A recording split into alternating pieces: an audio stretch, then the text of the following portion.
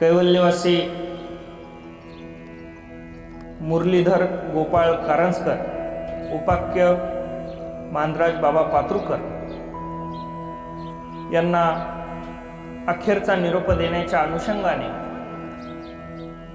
आपण आज येथे उपस्थित आहात। त्यांचे सगळे सोयरे, नातले, आप्तेष्ट, सर्वच विविध क्षेत्रातील मान्यवर तथा आदरणीय श्रद्धेय परमपूजनीय परमहंत कृष्णराज बाबा कवीश्वर कहाटूळ, आदरणीय श्रद्धेय परमपूजनीय महंत दत्तराज बाबा कनाशी, आदरणीय श्रद्धेय परमपूजनीय महंत श्री रामचंद्र बाबा गुर्जर, आदरणीय श्रद्धेय महंत श्री ढोकीकर बाबाजी, आदरणीय श्रद्धेय महंत श्री विश्वनाथ बाबा पुजदेकर जाळीचदे, या सर्व संत महंतांच्या उपस्थितीमध्ये आपण बाबांना शेवटचा निरोप देण्याच्या अनुषंगाने या ठिकाणी उपस्थित आहात। ह्या शेवटच्या दशक्रिया विधीचा हा शेवटचा कार्यक्रम, हा सोहळा आणि ह्या विवेचनासाठी घेतलेली ओवी आहे भास्कर भट्ट बोरीकरांच्या उद्धव गीता या ग्रंथातील। ते म्हणतात की विपाये कर्मभूमीच्या पेठे नरदेह लाभे अवचटे, विपाये कर्मभूमीच्या पेठे नरदेह लाभे अवचटे, मग मुक्तिरत्न घेई गोमटे जव मृत्यू पावेना। विपाय कर्मभूमीच्या पेठे म्हणजे विपाय म्हणजे कोणताही सायास न करता, कोणताही प्रयत्न न करता, आपल्याला कोणताही प्रयत्न न करता हा नरदेह भेटला आहे, दुर्लभाती दुर्लभ नरदेह प्राप्त झाले आहे। आणि हा विपाय कर्मभूमीच्या पेठे म्हणजे हे कर्मभूमी जी आहे, हिमाचलापासून तर रामसेतूपर्यंत जी कर्मभूमी सांगितली, त्या कर्मभूमीमध्ये हा विशेष करून हा नरदेह आपल्याला मिळालेला आहे, हा मनुष्य देह मिळालेला आहे। या सृष्टी तलावर 4 प्रकारच्या खाणी आहेत। ह्या सृष्टी तलावरचे जीवजंतू, एक जारज, एक अंडज, एक स्वेदज आणि एक उद्भिज। जारज म्हणजे जारातून उत्पन्न होणारे, अंडज म्हणजे अंड्यातून उत्पन्न होणारे, उद्भिज म्हणजे जमिनीतून उत्पन्न होणारे आणि स्वेदज म्हणजे घामातून उत्पन्न होणारे, असे 4 प्रकारचे जीव मिळून 84 लाख योन्या होतात। आणि या 84 लाख योन्यांमध्ये हा सगळ्यात शेवटी आपल्याला मानव देह मिळतो। आणि हा मानव देह मिळाल्यानंतर आमचे आचार्यश्री म्हणतात की विपाय कर्मभूमीच्या पेठे नर देह लाभे अवचटे। या कर्मभूमी नावाच्या पेठेमध्ये हा नरदेह नावाचा जो दुर्लभ मनुष्य देह आहे तो अवचटे म्हणजे अचानकपणे प्राप्त होतो। आणि तो प्राप्त झाल्या माणसाने काय करायचंय, तर विपाय कर्मभूमीच्या पेठे नरदेह लाभे अवचटे, मुक्ती रत्न घेई गोमटे। ह्या मनुष्य जन्मात येऊन आपल्याला काय करायचंय, तर ते म्हणतात मुक्ती रत्न घेई गोमटे, पण मुक्तीचा रत्न घ्यायचं आपल्याला। मग मुक्तिरत्न कुठे भेटतं, कोणत्या बाजारपेठेत भेटतं? नाही, ते भेटतं परमेश्वराच्या श्रीचरणावर, परमेश्वराच्या जवळ, त्या भगवंताच्या जवळ। आणि त्या भगवंताच्या जवळ असलेलं हे मुक्तीचं रत्न ते दातृत्व करतो। ते कधी घ्यायचंय आपल्याला, जव मृत्यू पावेना, जोपर्यंत मृत्यू पावत नाही तोपर्यंत। या अनुषंगाने ह्या ओवीच्या माध्यमातून आपल्याला हा आपल्या नरदेहाचं, आपल्या जन्माचं, आपल्या धर्माचं, आपल्या संस्कृतीचं नेमकं कारण काय असावं, आपण कशा पद्धतीने वर्तन करावं, हे आपल्याला या ओवीतून पाहायला मिळतं। श्रीमद भगवद्गीता या ग्रंथाच्या आपण 2ऱ्या अध्यायात पाहिलं तर अर्जुन आणि भगवंताचा संवाद चालू आहे। अर्जुन म्हणतोय भगवंता मी हे युद्ध करणार नाही। का करणार नाही, तर माझ्या समोर हे माझे गुरुजन आहेत, हे महानुभाव आहेत। गुरुण हत्वा हे महानुभावान श्रेणु वक्तुम भैक्षम अपि हलोके, हत्वार्थ कामास्तु गुरुने हैव भुंजीय भोगान रुधिर प्रदिग्धान। मी यांना मारू शकत नाही, मी यांना मारू इच्छित नाही, का तर हे माझे गुरुजन आहेत। भगवंत म्हणतात हे वेड्या, हे असं बोलणं तुझं असच्चानन वचोस्तम, म्हणजे पंडितासारखं जे बोलणं आहे ना ते बंद कर आणि मी सांगतोय ते ऐक। आणि ह्या गीतेच्या 2ऱ्या अध्यायात 10 श्लोकांमध्ये फक्त आत्म्याचं वर्णन केलेलं आहे भगवंताने। आत्मा कसा आहे त्या आत्म्याचं वर्णन करताना एक श्लोक सांगतात जातस्य हि ध्रुव मृत्युर ध्रुवम जन्म मृतस्य च तस्मात् अपरिहार्यते नत्वम सोचितुमर्हसि. सोचितुमर्हसि म्हणजे शोक करू नको. का शोक करायचं नाही, का दुःख करायचं नाही? कारण ते म्हणतात उपजेते नासे नासले ते दिसे. हे घटिका यंत्र जैसे परिभ्रमेगा. हे आपण जे जमिनीत लावणार आहे ते उगवणार आहे, ते संपणार आहे, पुन्हा लावणार आहे, पुन्हा उगवणार आहे. हे उपजणार आहे, ते पुन्हा एकदा नासणार आहे. त्याच्यामुळे तू शोक करू नकोस. हे सगळं सांगत असताना अर्जुनाचा आणि भगवंताचा संवाद चालू असताना सगळ्यात महत्वाचा एक गीतेमध्ये श्लोक आलेला आहे.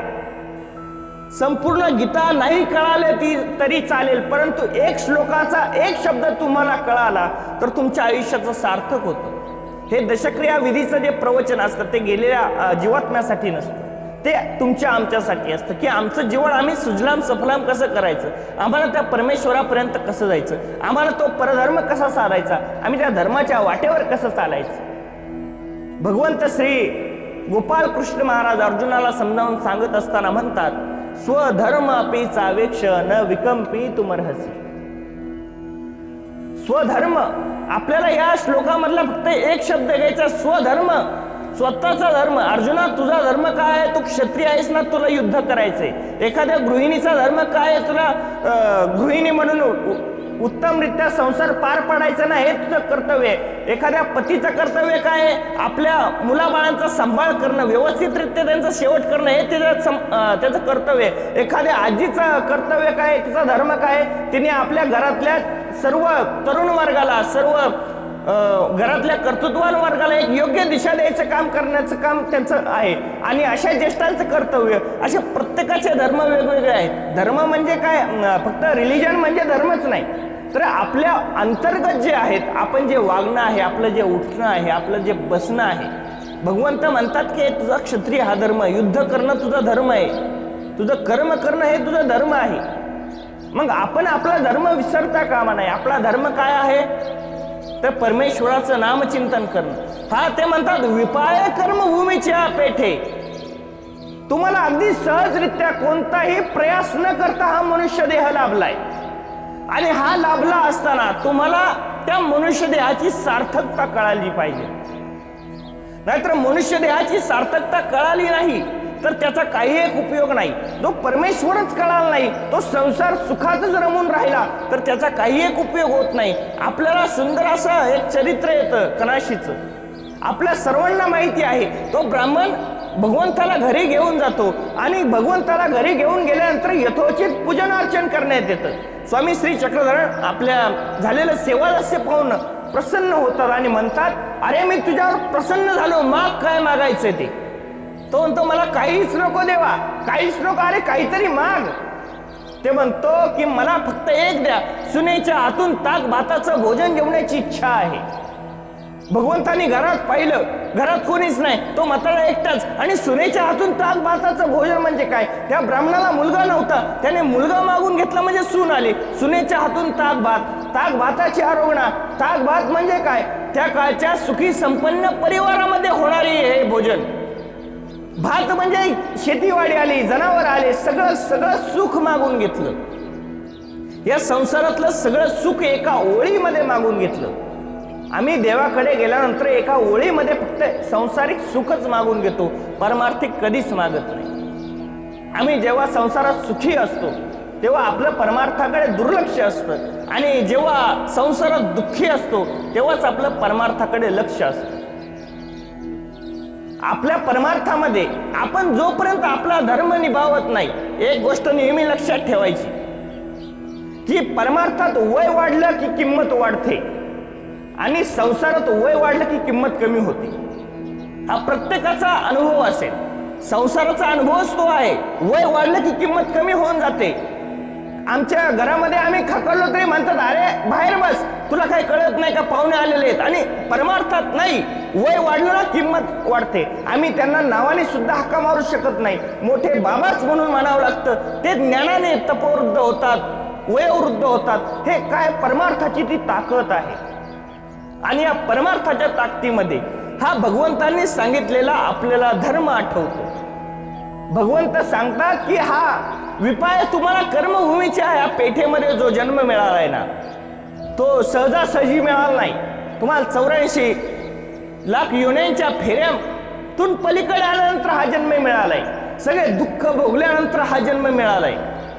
डोमेग्रामला स्वामी श्री चक्रधर महाराज आहेत आणि एक झाड पाहतात. एक छोटस झाड आहे, एका कशाचाच आधार नाही, ते एका भिंतीतून फुटलेला झाड आहे आणि वाऱ्याच्या झुलकेसरशी हलत आहे. आणि स्वामी म्हणतात, भक्तिजनांनो बघितलं का, हे दुःख आहे त्या झाडाचं, हे दुःख आहे त्या झाडाचं. आपलंही तसंच आहे ना, आपणही संसाराच्या गर्तेमध्ये अशाच प्रकारचे हेल खावे खात आहोत. अशाच पद्धतीचं वातावरण आहे आणि ह्या वातावरणातून आपल्याला तारणारा, आपल्याला पलीकडे नेणारा कोणतरी आहे.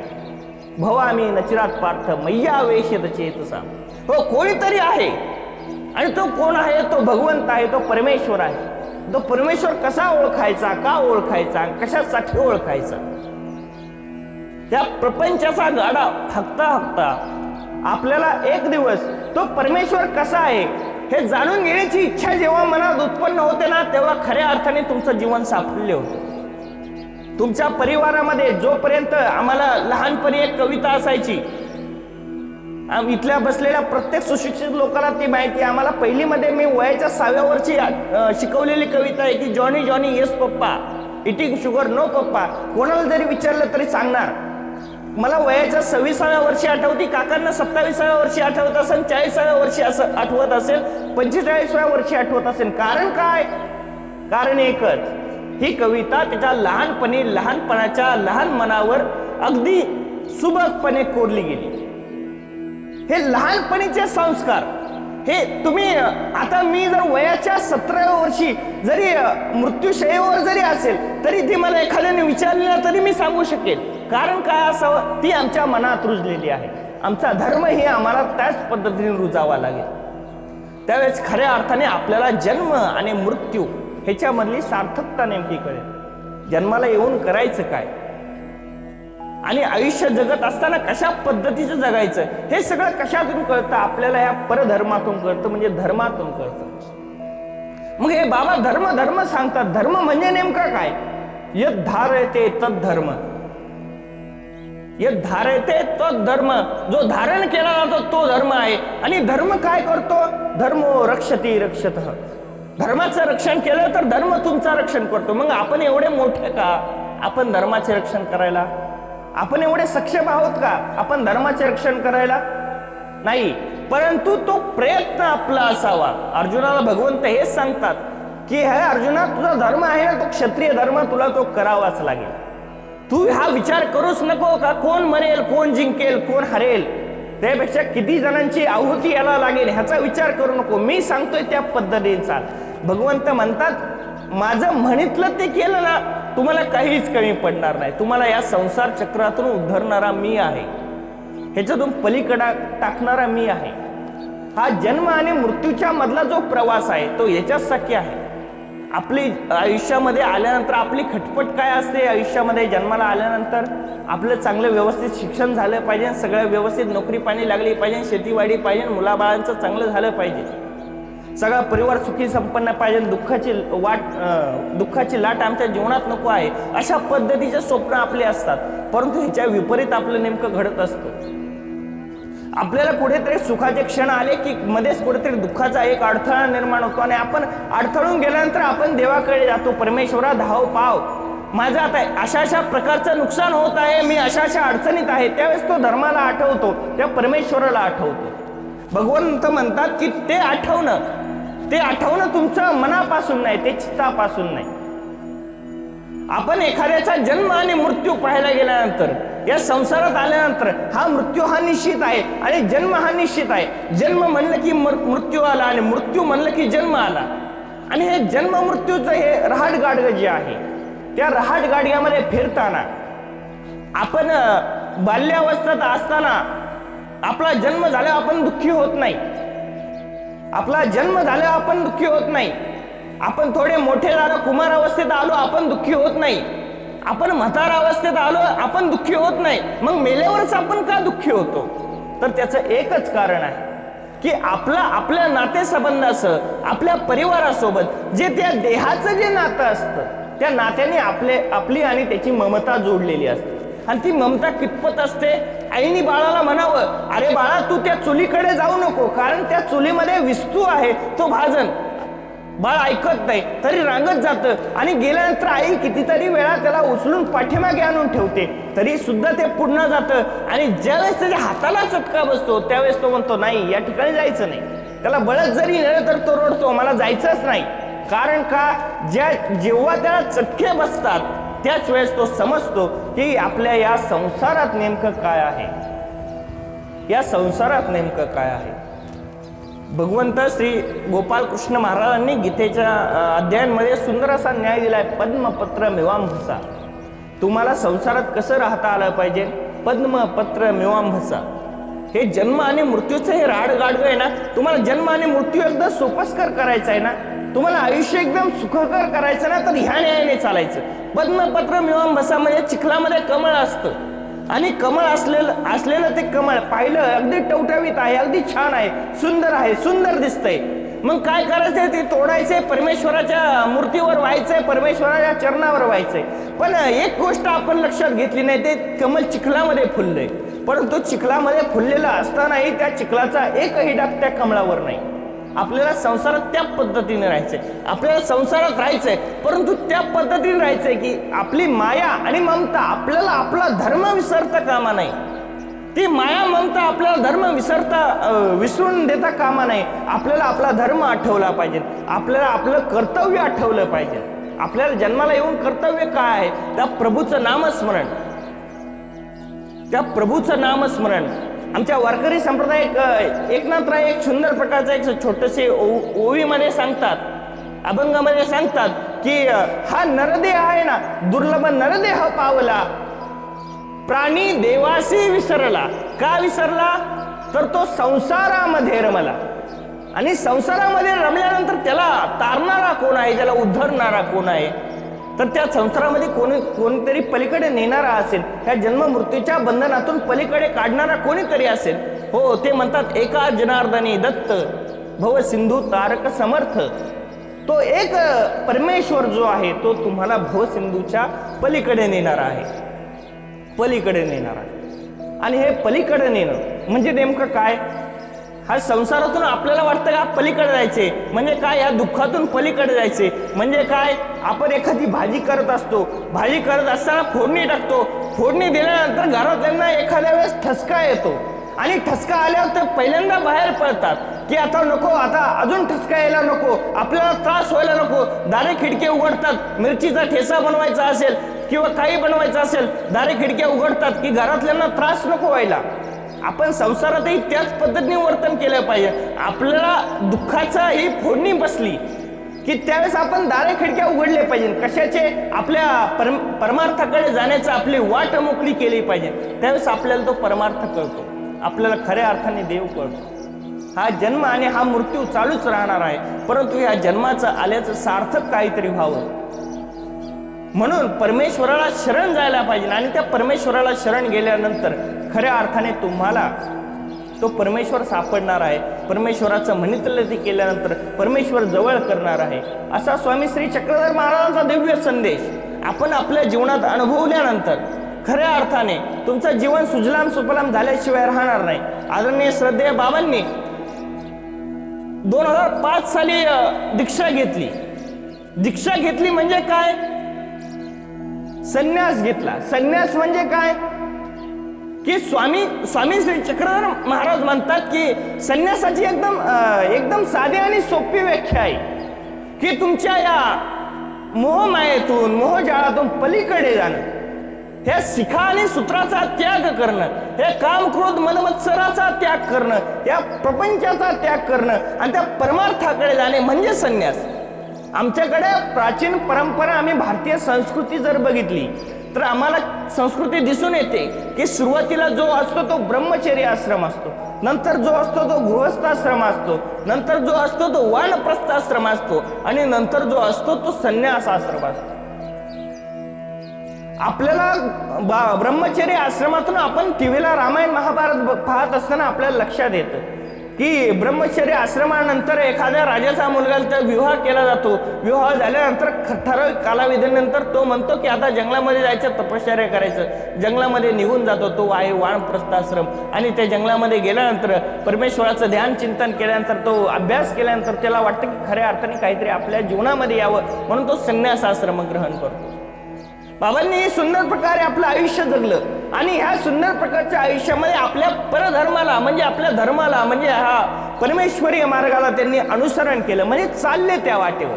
त्यांनी आपल्या पाठीमागच्या सर्व परिवाराला, सर्व नातेवाईकांना एकच संदेश दिला की मी ज्या पद्धतीने या धर्माच्या वाटेवर चाललोय ना, त्याच पद्धतीने, त्याच सक्षमतेने तुम्ही त्या धर्माच्या वाटेवर चला. तेव्हा तुम्ही कुठेतरी जीवनामध्ये एकदम यशस्वीतेचं जीवन जगणार आहात. की ह्या आपण आज दुःख जे करत आहोत ते भगवंत अर्जुनाला म्हणतात की तू हे दुःख करू नको. तू कोणाला मारणार आहे, कोण जाणार आहे, ह्याचं दुःख करण्याचं काहीच कारण नाही. का बरं काहीच कारण नाही? भगवंत असं काय म्हणतो, मी यांच्या अंग खांद्यावर खेळलेलो आहे, यांनी मला शिकवलेलं आहे, यांनी बोटाला धरून चालवलेलं आहे, मी यांना कसं काय मारू, हे मेल्यावर दुःख का नको करू? तर भगवंत म्हणतात की वासांस जीर्णानी यथा विहाय नवाने गृह्णाती नरोपराणी. हो, आपण जे आहे ना, हा मनुष्याचा देह आणि याच्यामध्ये असणारा आत्मा, तो जीवात्मा, तो काय करतो, वासांस जीर्णानी. आपण एखाद्या दुकानामधून एखादा शर्ट घेऊन आलो, तो पांघरला, तो घातला आणि तो फाटल्यानंतर आपण काय करतो, तो काढून ठेवतो, दुसरं धारण करतो, दुसरं वस्त्र धारण करतो. त्याच पद्धतीने आहे, एकदा हा कौमारम यौवनम जरा, ह्या चार ज्या अवस्था आहेत, कौमारम, यौवनम आणि जरा, या ज्या अवस्था आहेत, एकदा तुम्ही मृत्यूशयेला प्राप्त झाला, ह्या देहाचा संबंध तुटला, आत्मा पुढील वाटचालीसाठी तयार झाला. म्हणजे आत्म्याला त्याच्या गतीनुसार त्याची पुढची वाटचाल मिळते, म्हणजे तो पुढचा देह त्याला मिळतो. तो देह मनुष्य असेल, तो पशुपक्ष्याचा जो कोणता ज्याने जे संचित जोडलेला असेल त्या पद्धतीचा तो त्याचा पुढचा मार्ग सुकर केलेला असतो. आणि ह्या मार्ग तर आहेच, परंतु भगवंत सांगतात की हे दुःख करायचंय. आपण दुःख कशाचं करतो? एखादा आपल्यातून गेल्यानंतर ते आपल्याला दुःख का होतं? तर आपल्याला त्याच्या आठवणी येतात की आपल्याशी असलेला स्नेह ते आपल्याला एक एक आठवू लागते. बाबा अशा पद्धतीचे बोलायचे, हा सल्ला द्यायचे, अशा पद्धतीचे वर्तवणूक करायचे, अशा पद्धतीचे व्यवहार करायचे, आम्हाला एकदम व्यवस्थितरित्या सांभाळायचे. ह्या सगळ्या आठवणी जागृत झाल्यावर प्रत्येकाच्या डोळ्यातून टिपदिशन पाणी येतं. कारण काय असावं? तुमच्या हृदयामध्ये त्यांची असलेली जागा. प्रत्येकाच्या हृदयामध्ये आपल्या परिवाराविषयी एक प्रकारचा स्नेह असतो. परमेश्वरालाही आपल्या भक्ताविषयी अशाच प्रकारचा स्नेह आहे. आणि तो स्नेह व्यक्त करताना सांगतात की आता फक्त त्या भक्ताने म्हणजे त्या परमार्गावर चालणाऱ्या माणसाने मला म्हणलं पाहिजे की देवा तू माझा आहे, तू माझा आहे, माझं कोणी नाही. ह्या प्रपंचाची वार्ता वदता मिटेना, म्हणजे संपत काही नाही. का संपत नाही? तर आपल्याला त्या पद्धतीचं आचरण करता येत नाही. या चरित्रामध्ये सुंदर प्रकारचा एक दृष्टांत सांगितला आहे. दृष्टांत तुमच्या आमच्या मनाला शांती देणारा आहे. खऱ्या अर्थाने तुमचं आणि आमचं जीवन कसं असावं, आपण जीवनाला येऊन काय करावं हे सांगणारा हा दृष्टांत आहे. पत्नीने काय असावं? पतिव्रता असावं. आपल्या प्रत्येक पतीला असं वाटतं की आपल्या पत्नीने पतिव्रता असावं. आपल्या पत्नीला काय वाटतं? आपल्या पतीने एकनिष्ठ असावं. आपल्या कुटुंबातल्या प्रत्येक सदस्याला काय असावं? प्रत्येकाने मिळून मिसळून राहावं. का अशा पद्धतीचं वर्तवणूक करावं? तर मग ह्याच्या पाठीमागे काहीतरी कारण आहे. तर ह्या जन्माला येऊन आपण काय करायचं ह्याच्या पाठीमागे एक कारण असेल ना. मग ते कारण देताना स्वामी श्री चक्रधर महाराज एक सुंदर प्रकारचा दृष्टांत आम्हाला सांगतात. या जन्माला येऊन तुम्हाला आम्हाला नेमकं काय करायचंय? तुम्ही या संसारात आहे ना, नक्की असा, नक्की राहा, परंतु कशा पद्धतीने राहा? मग हे सांगताना एक दृष्टांत सांगता. एक छोटंसं गाव आहे, त्या गावामध्ये एक सावकार राहतोय. सावकार काय करतोय? पैशाचा व्यवहार करतोय, एकमेकाला पैसे देतोय, त्यातून उत्पन्न मिळतंय. अशा पद्धतीचं सगळं संपूर्णपणे त्याचं जीवन चालू आहे. संसारात आहे, 4 मुलं आहेत, सुना आहेत, सगळे नातू परिवार आहे आणि भरगच्च असलेला गावाच्या मधोमध असलेला वाडा अगदी ऐश्वर्य पाहून हुरळला, मनाला शांती भेटली. अरे वा, मी कमवलं तर काय कमवलं, ही माणसं कमावली, ठीक आहे माणसे कमावली, परंतु सावकार आता वयस्कर होऊ लागला. आणि वयस्कर होऊ लागल्यानंतर एक दिवस त्याला कुष्ठरोग झाला. कुष्ठरोग म्हणजे न बरा होणार रोग आणि हळूहळू वाढत गेला कुष्ठरोग. हातावर पायावरचा हातावर आला, अंगावर आला, हळूहळू आता संपूर्ण शरीर त्या कुष्ठरोगाने व्यापलं. तोंडातली लाळ गळू लागली. एक दिवस असा बसला होता आणि बसल्यानंतर ती लाळ गळत होती. सुनबाई म्हणली, अहो आपल्या घरामध्ये माझी मुलं बाळ आहेत, त्यांना संसर्ग होऊ शकतो, त्यांना ही बाधा होऊ शकते, तुम्ही बाहेर बसा. त्या सावकाराची कोट घरातून बाहेर आली, बाहेरून त्या गोठ्यात आली आणि गोठ्यात आल्यानंतर त्या ठिकाणी म्हणू लागले प्रत्येक जण की आता बाबांना बाहेर ठेवा, कारण की काय त्यांच्यामुळे दुर्गंधी पसरते, असं होते तसं होते, अशा पद्धतीने बोलणं चालू झालं. सावकारांनी ऐकून घेतलं, कारण हे थोडेसे लांबचे पडतात. मग एक दिवस पत्नी त्या ठिकाणी त्या गोठ्यामध्ये येते आणि आल्यानंतर सावकारांची ती अवस्था पाहून ती पत्नी त्याला म्हणते, अरे मर कोडी अजून होतासी का. ती म्हणते की मर कोडी म्हणजे अजून मेला का नाही, तू जिवंत राहून काय करतो. जेव्हा सावकाराला वाटतं की माझी स्वतःची पत्नी मला म्हणते की तू मरायला पाहिजे, जिच्यासाठी आयुष्यभर खस्ता खाल्ल्या, जिच्यासाठी पैसा ना पैसा कमवला, ती जर मला अशा पद्धतीने वर्तवणूक देत असेल तर या घरात राहून उपयोग नाही. तो म्हणतो आता या घरात राहायचं नाही, जायचं आता बाहेर जायचं. कुठे जायचं आता, कुठे वाटेल तिकडे जायचा, रस्ता फुटेल तिकडे जायचं. का जायचं, आता मला ह्या घरात राहायचं नाही. जिथे मतभेद आहेत तिथं नक्कीच राहावं, जिथे मतभेद आहेत तिथं नक्कीच राहावं, जिथं मनभेद असतील तिथं मात्र एक क्षणही थांबू नये. कारण काय की त्या मनामध्ये आपल्या विषयीची प्रती, आपल्या विषयीचा जिव्हाळा कधीच संपलेला असतो. त्या सावकाराने जाणलं, गावाच्या बाहेर गेला, एका मंदिरात गेला, एक मंदिर पाहिलं, झाडाझुडपांमध्ये छोटंसं मंदिर, त्या मंदिरात गेला आणि त्या मंदिरात गेल्यानंतर त्या देवतेची सेवा करू लागला. सेवा करता करता कोणी गावातून येणारं त्या मंदिरात फुटक्या गाडग्यामध्ये पाणी ठेवायचं, देवतेला अर्पण केलेलं नैवेद्य त्याला खाऊ घालायचं. आणि खाऊ घातल्यानंतर एक दिवस हळूहळू त्याला जाणवलं की आता देवतेची सेवा करू लागल्यानंतर देवता प्रसन्न झाली आणि हळूहळू त्याच्या अंगावरचा कुष्ठरोग जाऊ लागला. एक दिवस संपूर्णपणे बरा झाला आणि बघता बघता गावात वार्ता गेली की सावकाराचा कुष्ठरोग बरा झाला. ती देवता पावली, नवसाला पावणारी देवता, दुबळेश्वराचं मंदिर. दुबळेश्वर म्हणजे दुबळ्यांचा देव, म्हणजे तारणहार. आणि बघता बघता गावातल्या वाड्यामध्ये वार्ता गेली. वाड्यातल्या मुलाला वाटलं माझा बाप बरा झाला, सुनेला वाटलं माझा सासरा बरा झाला, पत्नीला वाटलं माझा पती बरा झाला. सगळे गेले आणायला, सगळे आणायला गेले आणि म्हणतात की चला आता घरी. ते म्हणतात नाही, घरी कोणाच्या घरी, अहो आपल्या घरी. का जायचं आपल्या घरी, चला. सगळे न्यायला आले. ते म्हणतात आम्ही तुमच्या आहोत, चला घरी चला. ते म्हणतात नाही, आतापर्यंत मी तुमचा होतो, आता मात्र मी तुमचा नाही. देव माझा, मी देवाचा.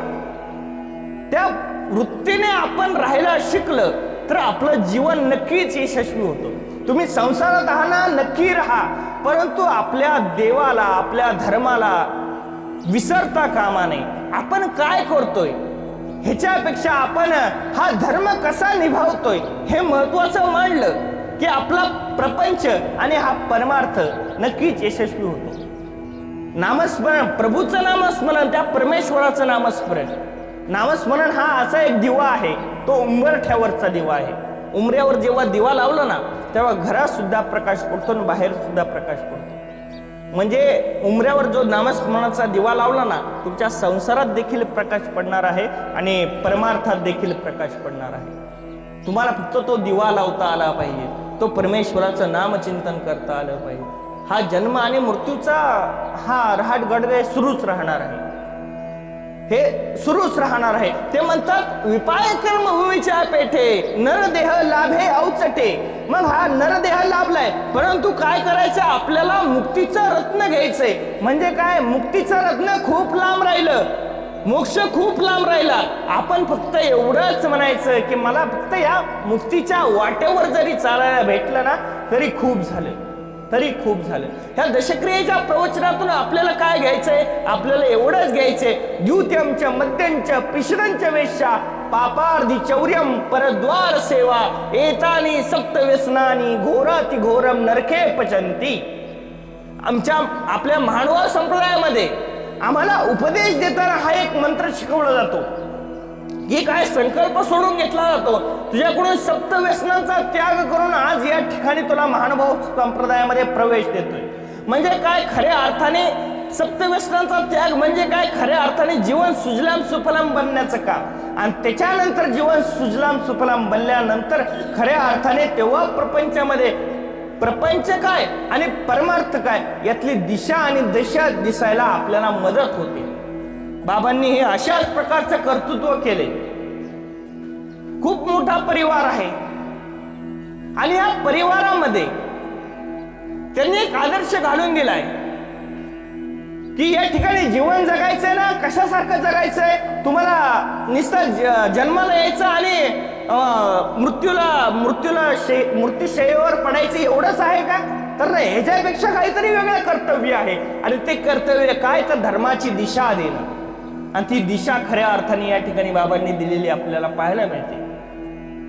2005 या साली म्हणजे आज जवळ 15 ते 16 वर्ष त्यांच्या दीक्षेला झालेले आहेत.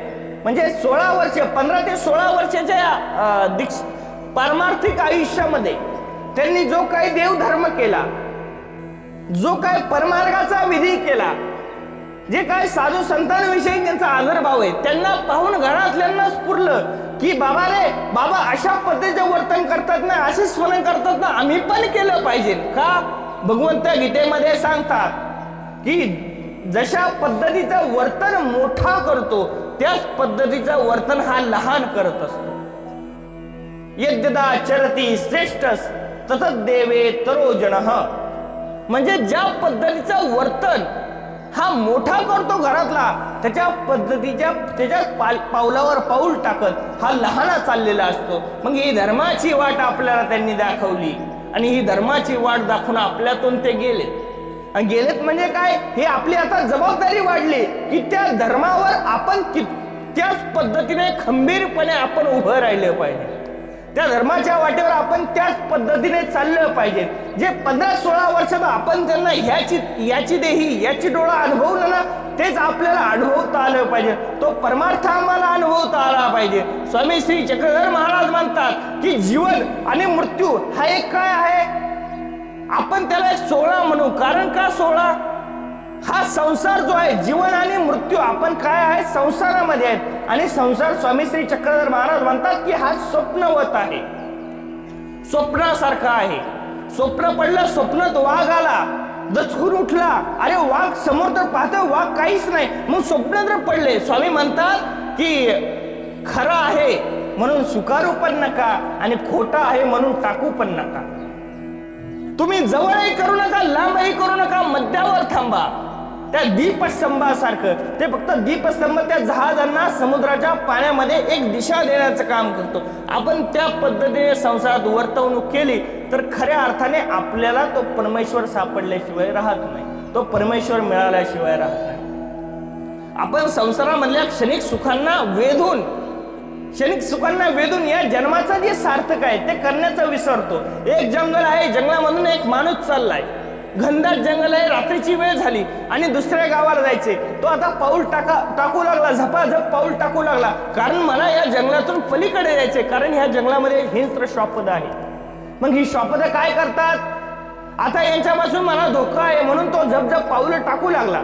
आणि टाकत असताना त्याला दिसलं, अरे झाडाच्या मागून डरकाळी आवाज आला, डरकाळी वाघाची डरकाळी ऐकू आली. आता मला आता काय खरं नाही, आता पळू लागला, एक एक पाऊल टाकू लागला आणि पळता पळता वाघाने पाहिलं, माणूस पुढे, वाघ पाठीमागे. अशा पद्धतीचं ती क्रिया चालू आहे. तो आपला जीव वाचवण्यासाठी पळतो आहे आणि एक आपलं पोट भरण्यासाठी पळतो आहे. हे दोघांचं पळणं चालू आहे आणि पळता पळता आता कशाचाच आधार नाही, आता मेलो म्हणून निश्चित झालं. आणि मेलो म्हणून निश्चित झाल्यानंतर जंगलातून पळता पळता एका वेलीवर पाय पडला आणि वेलीत पाय पडल्याबरोबर त्या खड्ड्यावर जी वेल होती ती वेल त्या खड्ड्यात पडली आणि त्या वेलीला धरून तो तरंगू लागला. तो खड्डा नव्हता तर एक विहीर होती, संपूर्ण वेलींनी झाकलेली होती. आणि त्यात पडल्यानंतर त्या वेलीला धरलं, वरती पाहतोय, अरे वाचलो, मी वाघाच्या तावडीतून वाचलो. आता खाली उतरू, खाली पाहतोय तर काय, एक भुजंग त्या ठिकाणी बसलेला आहे फणाकडून, भुजंग एक नागोबा बसलेला आहे. आणि हे पाहिल्यानंतर त्याला कळलं की वरती वाघ आहे, खाली नाग आहे. आता करायचं काय? परंतु झाडाची वेली जी पकडली होती त्याला कळालं आता आपण सुरक्षित आहोत. पण त्याची सहज नजर वरती गेली त्या वेलीकडे आणि त्याला कळलं एक उंदीर ती वेली कुरतडत आहे. असं म्हटल्यानंतर अजून त्याला टेन्शन आलं. तो म्हणला आता नेमकं करायचं काय? मग आता करायचं काय? इकडं वाघ आहे, तिकडे नाग आहे, तो उंदीर करतोडतोय. आता ती वेली तुटणार, आपण जर पडलो तर खाली आपल्याला साप चावणार, वरती गेलो तर वाघ चावणार, वाघ खाऊन टाकणार. मग आता करायचं काय? परंतु एवढ्या गर्दीमध्ये एक त्याच्या गोष्ट लक्षात आली की वेल हल्ल्यामुळे काहीतरी ठिबकतंय, काहीतरी कशाच तरी थेंब आपल्या अंगावर पडतात. म्हणून त्याला वरती पाहतोय तर एक थेंब त्याच्या नाकावर पडला. आणि नाकावर पडल्यानंतर आता तो म्हणला हे कशाचं, हे पाहण्यासाठी तो जीभ लावू लागला. पण तिथपर्यंत ती जीभ काय पोहोचत नव्हती.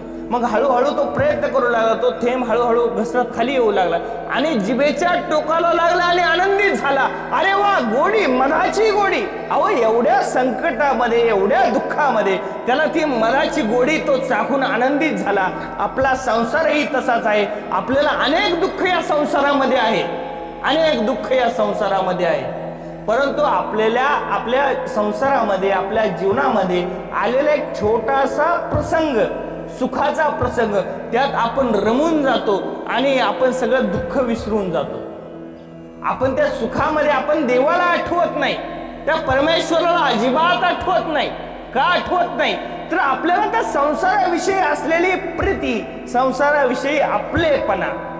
हो, परमेश्वर म्हणतात की लोकेशना, पुत्रेशना, वित्तेशना, ह्या तीन, हे त्रय ईशन जे आहे, पुत्रेशन, लोकेशन, वित्तेशन म्हणजे पैसा, हे सगळे तीन ईशन जोपर्यंत माणसाच्या जवळ आहेत तोपर्यंत तो देवाला कधीच शरण जाऊ शकत नाही.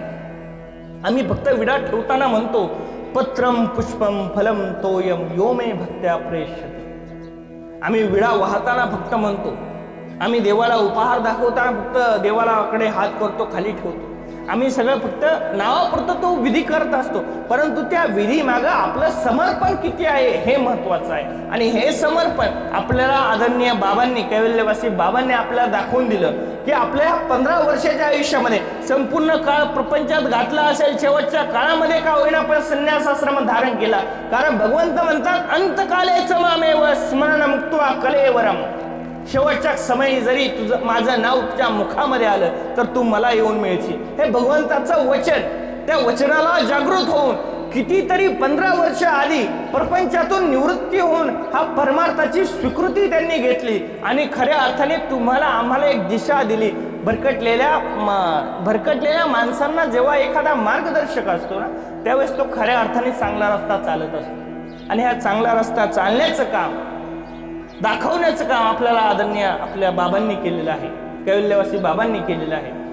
की आपलं मन जेव्हा भरकटतं ना, तुमचं जेव्हा केव्हा मन भरकटेल, जेव्हा केव्हा संसारामध्ये अडीअडचणी येतील, तुम्ही बाबांच्या फोटोकडे पहा आणि पाहिल्यानंतर त्यांच्या प्रत्येक आठवणी आठवा. कारण की काय, कोणत्या आठवणी आठवायच्या, संसारातल्या का परमार्थातल्या? परमार्थातल्या का आठवायच्या की त्या आठवल्यानंतर आपल्याला एक नवीन ऊर्जा मिळणार आहे की आपण डगमगायचं नाही. कारण का आपल्याला परमार्थाच्या वाटेवर चालल्यानंतर आपल्याला प्रापंचिक अडचण कधी भासणारच नाही.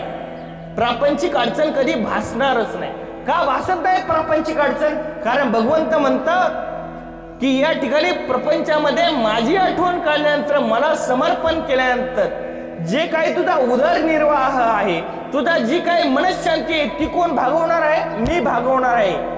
मी करणार आहे. ते का करणार आहे? तो परमेश्वर एवढा दयाळू, मायाळू, कृपाळू, करुणाळू आपण त्याला म्हणतो. तो एवढा जगाचा नियंता आहे. तो मग या जीवाच्या उद्धारासाठी या पृथ्वी तलावर आला, या महाराष्ट्रामध्ये आला.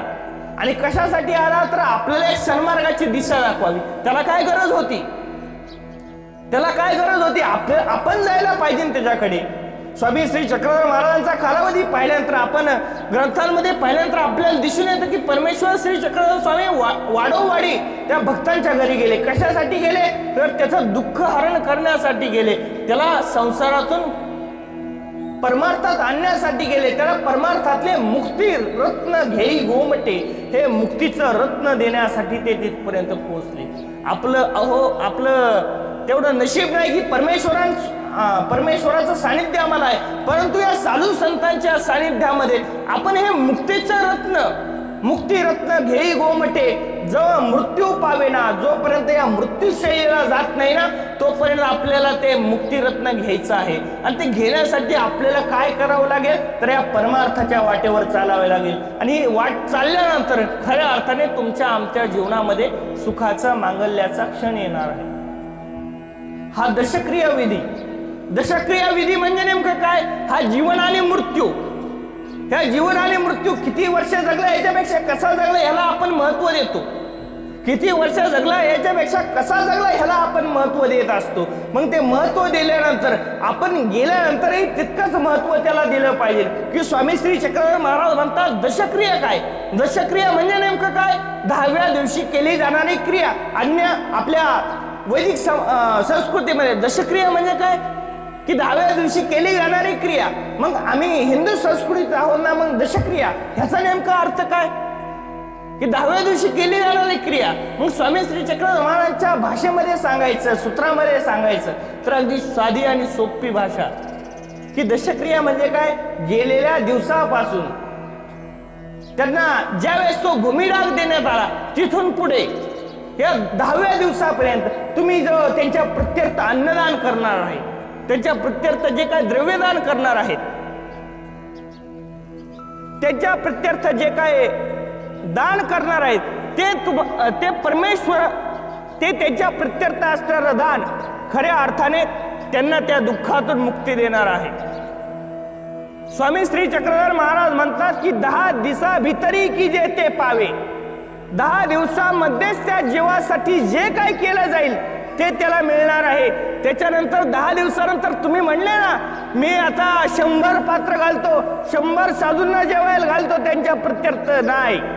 10 दिवसामध्ये जे काय कराल तेच त्यांना पावन होणार आहे, तेच लागू होणार आहे. मग हे दशक्रिया झाल्यानंतर आपण खऱ्या अर्थाने त्यांचा ना आपला संबंध पाहिला तर त्यांचा ना आपला संबंध काय आहे की आपण एका प्रपंचात वाढलोय. ते आपले वडील असतील, ते आपले भाऊ असतील, ते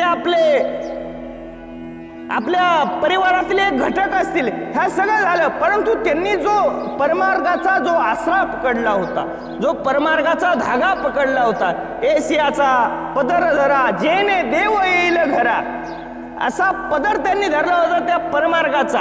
त्या परमार्गाच्या नात्याने त्यांनी काय केलं होतं? स्वामींच्या सिद्धांतानुसार त्यांनी हा प्रपंच त्यागून, हा संसारामध्ये त्यागून त्या परमार्थामध्ये प्रवेश केला होता.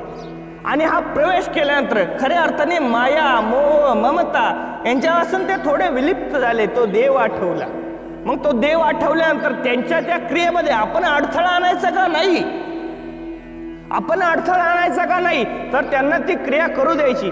कारण काय की ते गेले. आता त्यांच्या हा 10व्याचा कार्यक्रम, त्यांच्या 10व्याच्या कार्यक्रमाच्या दिवशी आपण पाहतो नेहमीप्रमाणे आपल्या वैदिक संस्कृतीमध्ये एखादा मनुष्य गेल्यानंतर आपल्याला काय असतं? खऱ्या अर्थाने घरामध्ये काय आपण पाळतो? सुतक. सुतक म्हणजे काय? एक प्रकारचा दुखवटा. सुतक म्हणजे काय? एक प्रकारचा दुखवटा. सूतक, सूत म्हणजे दोरा. त्या दोऱ्याने सगळ्यांना बांधून ठेवलेलं आहे. का? त्या मोह ममतेच्या धाग्यामध्ये. प्रापंचिक असल्यावर नक्कीच सूतक पाळा, नक्कीच ते दुःख आहे. परंतु ज्यावेळेस परमार्थाच्या प्रांतामध्ये तो गेला, परमार्थाच्या प्रांतामध्ये तो विसवला, स्वामी श्री चक्रधर महाराजांच्या तत्वज्ञानानुसार एकदा जीवाने संन्यासाश्रमात प्रवेश केला, त्याचा कोणत्याही प्रकारचं सूतक धरण्यात येत नाही. कारण काय? तो गेल्याचं दुःख नाही. आम्ही काय म्हणतो? देवा, आम्ही गेल्यानंतर आम्हाला तुझं पद भेटायला पाहिजे, तर आम्हाला मृत्यू अवश्य दे. मृत्यू पाहिजे. कारण कशासाठी? परमेश्वराचं पद मिळेल ह्याच्यासाठी. तुम्हाला निळभट्ट भांडारेकरांचा शेवटचा प्रसंग, मांडीवर डोकं आहे. स्वामी श्री चक्रधर महाराज म्हणतात की भट्टो, तुम्हाला मृत्यूची काळ वंचना करू का? म्हणजे मृत्यूपासून सोडू का? ते म्हणतात नको. का? तर ते म्हणतात की जर तुझी मांडी जर मला मिळणार असेल तरच मला जिवंत ठेवत नाही तर जिवंत ठेवू शकत नाही. स्वामी म्हणतात ते काय माहिती नाही. ते म्हणतात मग मला हे जन्म नकोच, मला मृत्यूच पाहिजे. मग हा संन्यासाचा जो मृत्यू असतो तो एक आनंदाचा सोहळा असतो. कारण काय आनंद कशाचा? तो परमेश्वराकडे गेल्याचा आनंद. आपल्याला दुःख वाटत असतं कारण काय? आपला त्याच्याशी देहाचा संबंध असतो, देहाचा संबंध. परंतु आत्म्याचा संबंध हा देवाशी आहे. देह आणि देव यांच्यामधलं जे अंतर आहे तो आहे संसार, तो आहे प्रपंच, ते आहेत नातलग. आणि या नातलगांपासून आपण जेव्हा त्या परमार्थात प्रवेश करू तेव्हा खऱ्या अर्थाने आपल्या गेल्याचं आपण जेव्हा मृत्यू पावतो त्यावेळेस ह्या संन्यास ज्या व्यक्तीने धारण केलेला आहे त्याचं सूतक मानव संप्रदायामध्ये पाळलं जात नाही. कारण काय? की त्याचा हा संबंध झाला तुटला गेला. खऱ्या अर्थाने हा संबंध या ठिकाणी तुटला गेला, तो खऱ्या अर्थाने परमेश्वराच्या शरणागतीला गेला. आणि असा प्रकारचा हा दशक्रिया विधीचा कार्यक्रम की बाबांच्या जाण्याने खऱ्या अर्थाने तुम्हाला, आम्हाला, सर्व नातलगांना, सर्व उपस्थित साधू संतांना जे काही दुःख झालेलं आहे ते होणं साहजिक आहे. कारण त्यांच्या आठवणी असतात, त्यांचा जिव्हाळा असतो, त्यांनी लावलेलं प्रेम असतं, ते आपल्याला आठवत असतं. परंतु हे आठवत असताना या 10 दिवसांमध्ये तुम्ही त्यांच्या प्रत्यर्थ रडण्यापेक्षा एक एक गाठी जर केलेली असेल ना ती नक्कीच त्यांच्या पुढच्या वाटचालीसाठी सुखकर झाली असेल. देवाचं चिंतन केलं असेल नक्कीच ती पुढच्या वाटेसाठी सुखकर झाली असेल. असा हा बाबांचा परिवार, पूर्वाश्रमीचे कैवल्यवासी मुरलीधर गोपाळ कारंजकर यांचा जो परिवार पाहिला तर परिवाराची संघटना आपण ज्याला म्हणतो ते आपल्याला याच्यामध्ये दिसून येतं की त्यांचे एवढा मोठा भरगतचा परिवार आहे आणि या परिवाराला एक दशा आणि एक दिशा देण्याचं काम बाबांनी केलेलं आहे. ह्याच्यामध्ये जगन्नाथ गोपाळ कारंजकर भाऊ आहेत, त्याचबरोबर श्री अमृत मुरलीधर कारंजकर मुलगा देवीदास मुरलीधर कारंजकर, जामराव मुरलीधर कारंजकर, रवींद्र मुरलीधर कारंजकर, पुतणे आहेत भूषण जगन्नाथ कारंजकर आणि 3 मुली आहेत दीपाली, सौ रुपाली, सौ सोनाली. अशा या मुली, पुतण्या, मुलं, भाऊ असा भरगतचा असलेला परिवार. या परिवारातून बाबा गेले, नक्कीच तुम्हाला दुःख होणार आहे, नक्कीच ते दुःख पचवण्याची ताकद ईश्वर तुम्हाला अर्पण करणार आहे. परंतु त्यांच्या जाण्याने नुसतं दुःखीच व्हायचं का? आपलं काहीतरी कर्तव्य असेल ते कर्तव्य करायला अजिबात विसरू नका. बाबांनी जो दाखवलेला आपल्या संसारातून, आपला संसार झाल्यानंतर त्यांनी जो परमार्थ स्वीकारला, जो ईश्वराचा धर्म स्वीकारला, त्या ईश्वराला अनुसरण केलं. ते अनुसरण म्हणजे काय? परमार्गाचं अनुसरण, त्या धर्माचं अनुसरण करण्यासाठी आपल्याला जी शिकवण दिली त्या वाटेवर आपण नक्कीच चालू आणि हे चालण्याची ताकद परमेश्वर तुम्हाला नक्कीच देईल, यात काही शंका नाही. उपस्थित सर्व संत महंत, सर्व नातेवाईक, सर्व दुःखीस्त अंतकरणाने जमलेले या सर्वांच्या उपस्थितीत हा दशक्रिया सोहळा या ठिकाणी संपन्न झालेला आहे, होत आहे. या ठिकाणी अन्नदान बाबांच्या प्रत्यर्थ होत आहे. आता मगाशी शांतीपाठ या ठिकाणी संपन्न झाला, श्रीमद भगवद्गीतेचा पाठ या ठिकाणी संपन्न झाला. 10 दिवसामध्ये जेवढी काही क्रिया बाबांच्या प्रत्यर्थ केली गेली तेवढी त्यांच्या पुढच्या वाटचालीसाठी ते सोयीस्कर आहे. जे त्यांच्या प्रत्यर्थ जे काही तुम्ही आता जे काही पात्र घातलेले आहेत आणि अजून जे काही घालणार आहात त्याने काय होणार? त्यांचे जे पुढचे दुःख आहेत, त्यांना जे दुःख यातना जे मिळणार आहेत त्या तुटणार आहेत, त्या नासणार आहेत. आणि त्याच्यासाठी हा विधी आहे, हा दशक्रिया विधी आहे. हे पात्र घालणे म्हणजे विधी आहे. वैदिक संस्कृतीमध्येही त्याचा संदर्भ येतो. गरुड पुराणामध्येही सांगितले गेले आहे की ब्राह्मणाला जोपर्यंत भोजन दिले जात नाही तोपर्यंत त्याची गती पुढची योग्य होत नाही. तशी मानव संप्रदायातही तीच पद्धत आहे आणि त्याच पद्धतीने स्वामी श्री चक्रधर महाराजांनी सांगितल्या पद्धतीने 10 दिवसामध्ये केली गेलेली क्रिया बाबांच्या पुढच्या वाटचालीसाठी नक्कीच सुखकर होणार आहे. बाबांना परमेश्वर स्वामी श्री चक्रधर महाराज नक्कीच प्रेमदान देणार आहेत, त्यांच्या पदरी त्यांच्या श्रीचरणावर ठाव देणार आहेत. एवढं बोलत मी माझे लांबलेले विचार थांबवतो. आमचा आश्रम श्री दत्तप्रसाद आश्रम भावडी आदरणीय श्रद्धेय गुरुवर्य मुरारी वल्लभ बाबा बाळापूरकर, आदरणीय श्रद्धेय गुरुवर्य अहमदाबाद निवासी बाबाजी यांच्या वतीने या ठिकाणी बाबांना भावपूर्ण श्रद्धांजली वाहतो।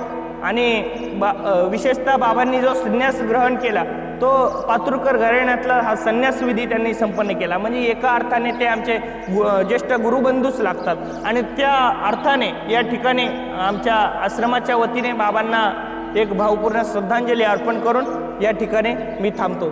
सर्वे भवन्तु सुखिनः, सर्वे सन्तु निरामया, सर्वे भद्राणि पश्यन्तु मा कश्चित् दुःखभाग् भवेत्। श्री गोपाल कृष्ण महाराज की जय।